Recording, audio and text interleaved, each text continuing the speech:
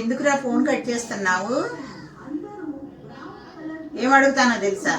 ఏమడుగుతానో తెలిసి అన్ని అట్లా ఎందుకు చేసేళ్ళా? ఏం చేశానేంది? ఇసురు కొట్టేసి వెళ్ళావంట. ఇసురు కొట్టి వెళ్ళటువంటి పిల్లల ముందు ఎందుకు చదివించారా? ఎక్కువ చదువుకునేట్టు తయారయ్యారా?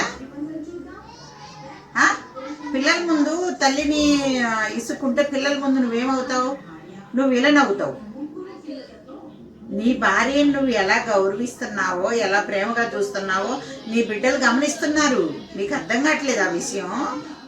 నువ్వు ఏదో తెచ్చిస్తాను ఆఫీస్ నుంచి వస్తే వాళ్ళు ఆనందపడుతున్నారు అనుకోవద్దు. వాళ్ళ ఆనందం ఎక్కడ ఉంటుందంటే వాళ్ళ అమ్మని చూసుకోవడంలో నువ్వు చూసే విధానం. వాళ్ళు చూసి నీ మీద గౌరవం పెరుగుద్ది.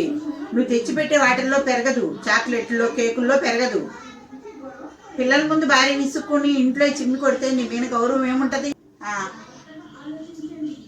అవును, అమ్మని ఎలా చూస్తున్నారో నీ పిల్లలు గమనిస్తున్నారు కదా, గమనిస్తున్నారు. వాళ్ళకేం తెలిసింది? వాళ్ళకి ఎందుకు తెలియదు? మంచి గమనిస్తారు వాళ్ళు. మీ డాడీ ఎప్పుడైనా అలా చేశారా? నేను అలా చేయలేదంటావా?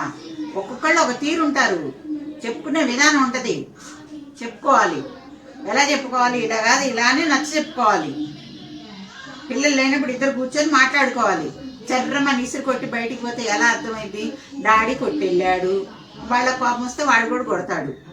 నువ్వు వెళ్ళిన తర్వాత వాడు గేటు తన్నాడు. ఎందుకు తన్నారా అని వాళ్ళ అమ్మ కొడితే డాడీ నేను కొట్టలేదు కానీ నన్ను కొట్టావన్నాడంట. వచ్చి వాడిని కొడతామైంది. బుద్ధి తెచ్చుకో.